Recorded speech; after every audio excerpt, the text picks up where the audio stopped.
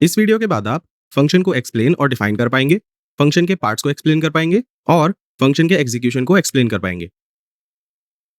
PHP में functions बहुत important होते हैं क्योंकि उनकी हेल्प से डेवलपर्स एक कोड ब्लॉक को एक प्रोग्राम में रिपीटेडली यूज कर पाते हैं और ये एक स्पेसिफिक टास्क परफॉर्म करते हैं। फंक्शंस के बारे में डिटेल में समझने के लिए चलिए पहले एक एग्जांपल देखते हैं कि फंक्शन कैसा दिखता है। इससे हमें पता चलेगा कि फंक्शंस क्या होते हैं और वो कैसे डिफाइन किए जाते हैं। यहाँ पर ये पूरा कोड एक फंक्शन है जो एक स्पेसिफिक टास्क परफॉर्म करता है and it has a name associated with it. PHP में एक फंक्शन फंक्शन कीवर्ड से स्टार्ट होता है जिसके बाद फंक्शन का नाम आता है। हमारे केस में फंक्शन का नाम है गेट अंडरस्कोर मैक्स। इसके बाद फंक्शन कुछ डेटा को एक्सेप्ट करता है जिसे यूज करके वो कुछ टास्क परफॉर्म करता है। इस डेटा को फंक्शन आर्ग्यूमेंट्स कहते हैं। हमारे केस में $a and $b function arguments है। ऑल्सो आप याद रखिए कि फंक्शन कितने भी आर्ग्यूमेंट्स एक्सेप्ट कर सकता है। टास्क परफॉर्म होने के बाद फंक्शन कुछ वैल्यू को रिटर्न करता है, लेकिन वो एक टाइम पे सिर्फ एक ही वैल्यू को रिटर्न करता है। तो चलिए समराइज करते हैं कि फंक्शन क्या होता है। ये एक कोड ब्लॉक होता है जिसे प्रोग्राम में रिपीटेडली यूज करके हम एक स्पेसिफिक टास्क परफॉर्म कर सकते हैं। फंक्शंस टास्क परफॉर्म करने के लिए डेटा एक्सेप्ट करते हैं और इस डेटा को फंक्शन आर्ग्यूमेंट्स कहते हैं।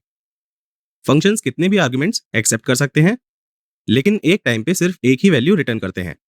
अब हमें पता है कि फंक्शन क्या होता है, तो चलिए देखते हैं कि हम पीएचपी में फंक्शन को कैसे डिफाइन करते हैं। जैसा कि हमने पहले भी डिस्कस किया था, फंक्शन को डिफाइन करने के लिए पहले हम फंक्शन कीवर्ड यूज करेंगे और उसके बाद फंक्शन का नाम लिखेंगे। फिर ब्रैकेट्स में हम फंक्शन आर्ग्यूमेंट्स को स्पेसिफाई करेंगे। हम कितने भी फंक्शन आर्ग्यूमेंट्स ले सकते हैं, हमें सिर्फ इन आर्ग्यूमेंट्स को कॉमा से सेपरेट करना होगा। जैसे इस केस में हमारे पास 2 फंक्शन आर्ग्यूमेंट्स हैं जो कॉमा से सेपरेटेड है। फिर कर्ली ब्रेसेस में हमारा मेन कोड है। इस लॉजिक के बेसिस पे हम रिटर्न स्टेटमेंट को मेन कोड ब्लॉक के अंदर कहीं पर भी प्लेस कर सकते हैं। ये फंक्शन के कोड एग्जीक्यूशन को स्टॉप कर देगा और जो वैल्यू हम स्पेसिफाई करेंगे उसे रिटर्न करेगा। So this was all about defining a function. चलिए अब फंक्शंस के एक और इंपॉर्टेंट एस्पेक्ट को देखते हैं, that is how they are executed. और उसके लिए सबसे पहले हमें पार्ट्स ऑफ फंक्शन को समझना होगा।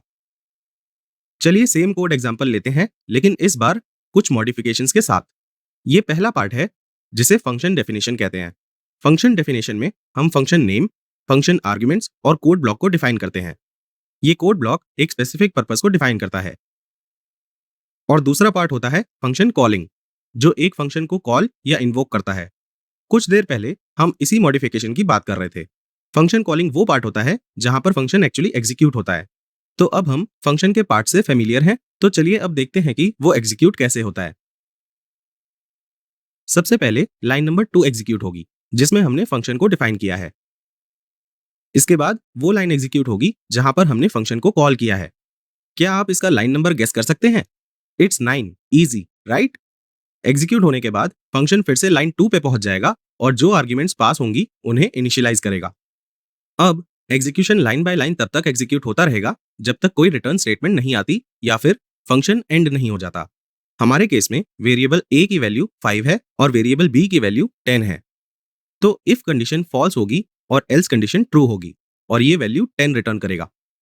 फिर से कोड एग्जीक्यूशन लाइन नंबर 9 पे वापस पहुंच जाएगा और $max को उस नंबर से इनिशियलाइज करेगा जो फंक्शन रिटर्न करेगा, which is 10। Lastly code 10 print करेगा और प्रोग्राम एंड हो जाएगा। फंक्शंस पर अपने डिस्कशन को